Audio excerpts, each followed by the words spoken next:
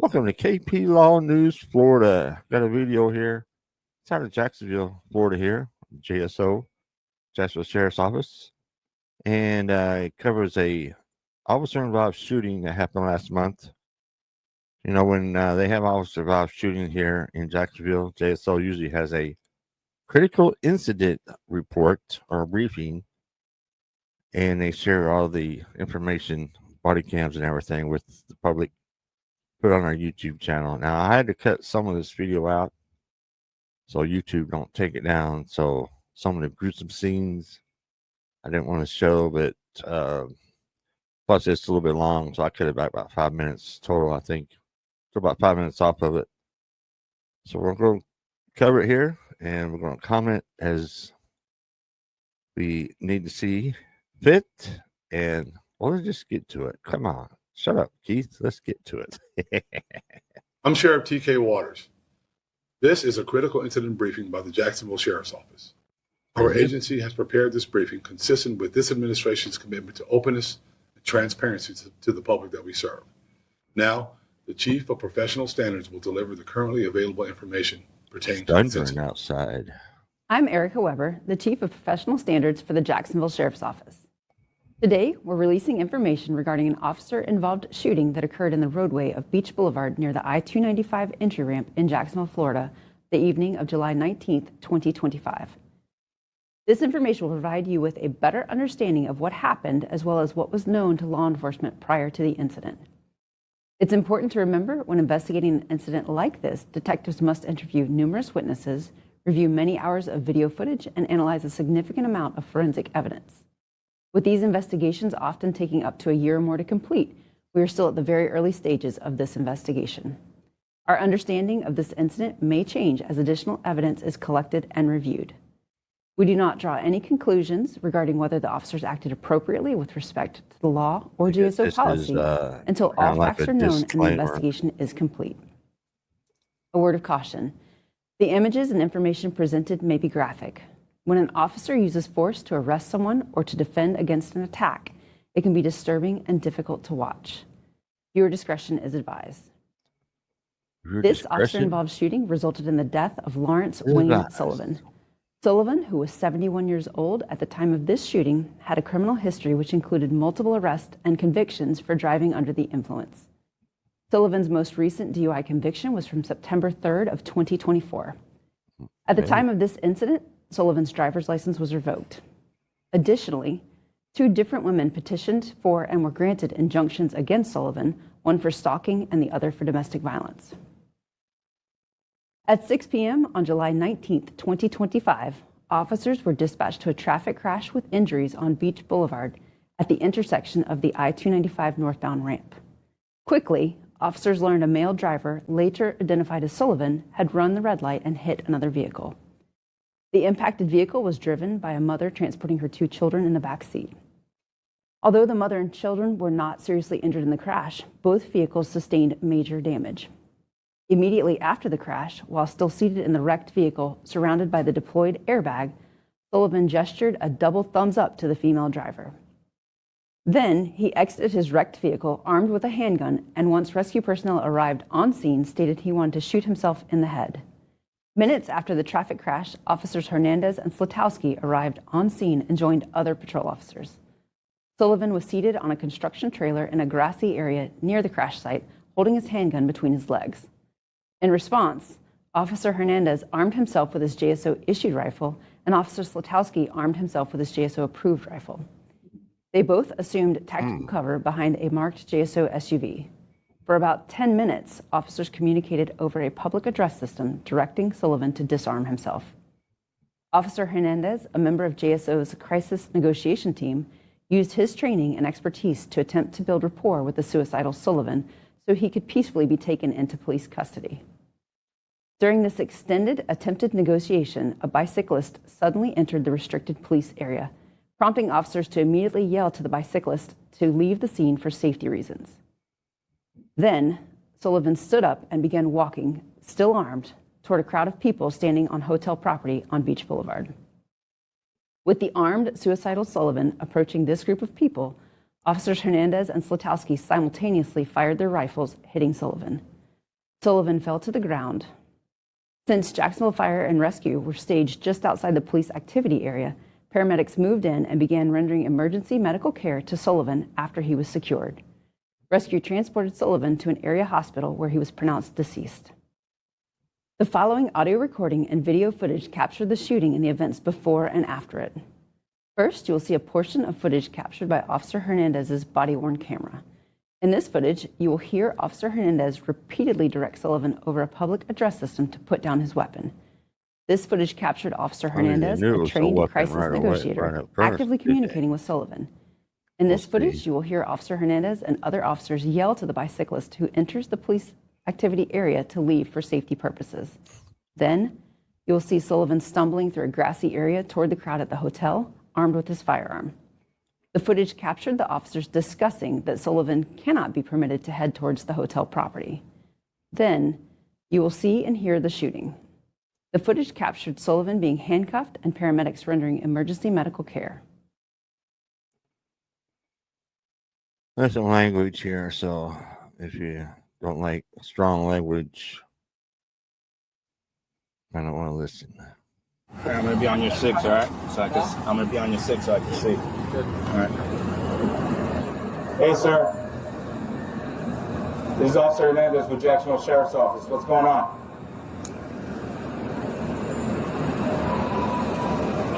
You need any help?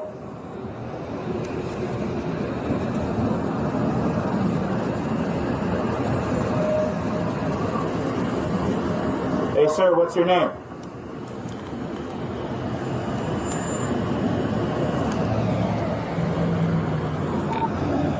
HQ 557. Same about body cams. See where the body cams on their chest, and when they're behind a car like this, you don't see what's going on really. You just see the car right up against it.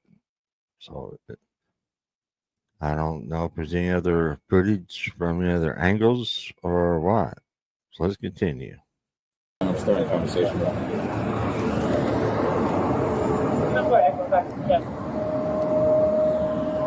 Hey, sir. Sir, do you need help? We're here to help you. I'll shut down. We're going to start backing out these cars.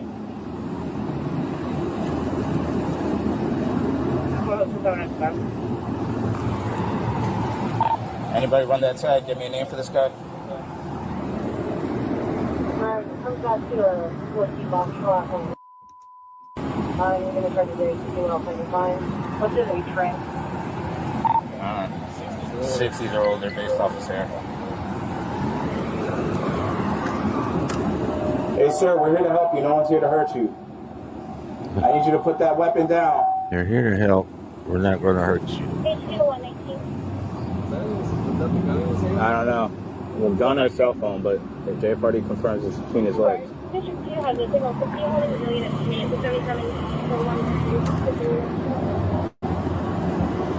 Sir, let me help you. I need you to put the weapon down and stand up with your hands up and nothing and follow my instructions. No one's here to hurt you.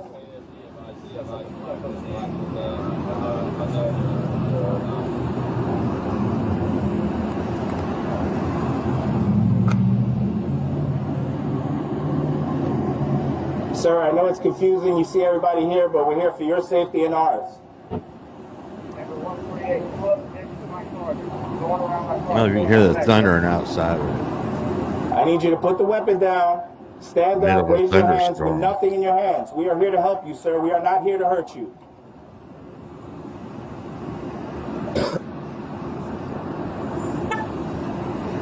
Sir, can you hear me? If you can hear me, nod your head. Okay. All units, he's acknowledged that he could hear me. He nodded his head. I got him keeping. He's on the other side of us. Well, it's going to be you and me if he comes to us. Yeah. I got my rifle right here.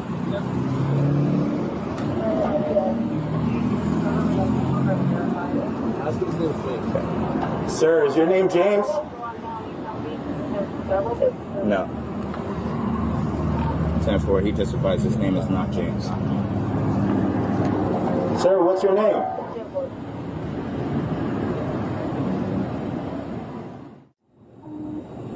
Hey, 10-3 for a second. 10-3 on the radio. Casey 119. See if we can get a drum. Just 119. Come on, sir. Help me help you. Help me I help promise you. you no one is here to hurt you.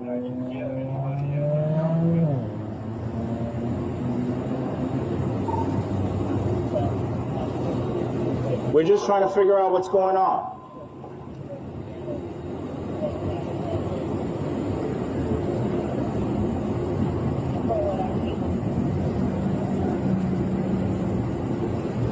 Hey, He's got it in his hand. hey, 0 in his hand. 0 in his hand. Okay. Come on, sir. Place what you have down on the ground. We have an officer over there. Place it on the ground. Hey, Let me Mike, see empty we hands. have lethal cover with the fire guys. Both hands. Fox 341. Do we want to shut down all 295 Let me help you. bound exiting or just I get it. It's confusing. westbound? I just need you to get up with your hands up, nothing in your hands. He's going to be from 295 north. Can you do that for me? He says yes. Can you stand up with nothing in your hands? Keep your hands up. Okay. So just to be clear, I can divert people. I promise you nothing is going to happen to you. No one is here to hurt you. I just need you to follow my instructions. From 295 north.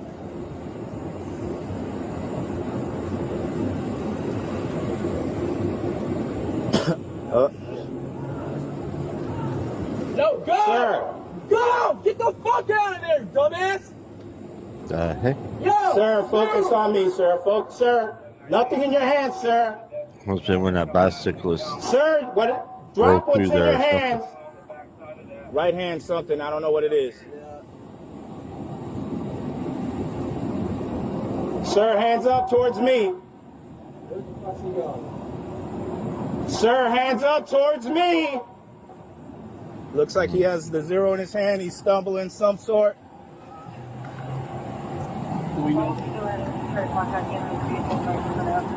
We can't let him get over. Do you know if we have anybody on the other side? LC, I'm gonna take this shot. LC, I'm gonna take this shot. You good? Can you confirm me as to what? Jeff already confirmed it. What is covered?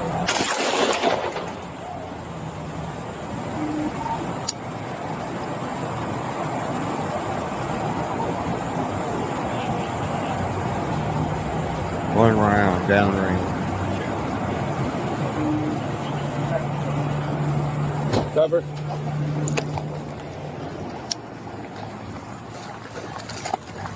Hey, push up!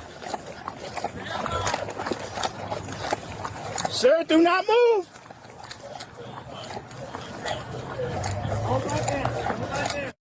Next, you will see a portion of footage captured by Officer Slutowski's Got a body-worn part of camera. that out there. When it came up on the man, I cleared that part out, and we're starting with another body cam position here. Let's see. In this footage, you will hear the officers discuss that Sullivan is armed as he sits on the construction trailer. When Sullivan stands up and begins walking toward the hotel, you will hear the officers discuss their concern for the safety of the people gathered on hotel property. Then, the footage captured Officers Hernandez and Slutowski firing their rifles, Sullivan falling to the ground, and an officer handcuffing Sullivan and locating his gun. Sir, hands up towards me. Where the fuck's he going? Sir, hands up towards me. Looks like he has the 0 in his hand. He's stumbling some sort. Do we know? We can't let him get over. Do we know if we have anybody on the other side? LC, I'm gonna take this shot.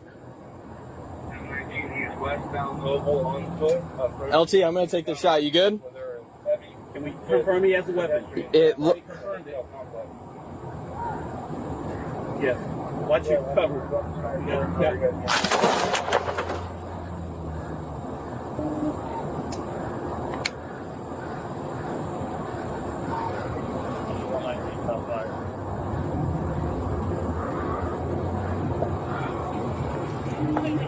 All right.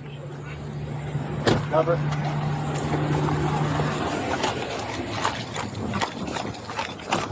Hey, push up.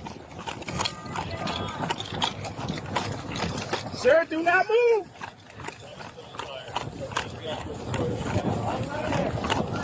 Heard. All right, 10-4.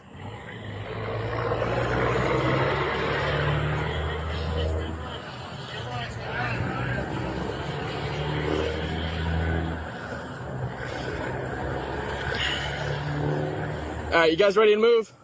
All right, moving.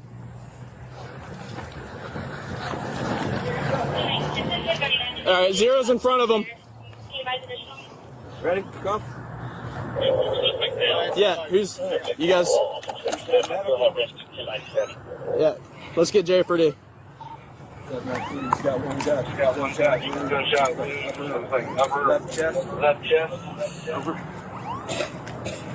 Zero's over here. Yep. Behind you. All right. I'll stand by that.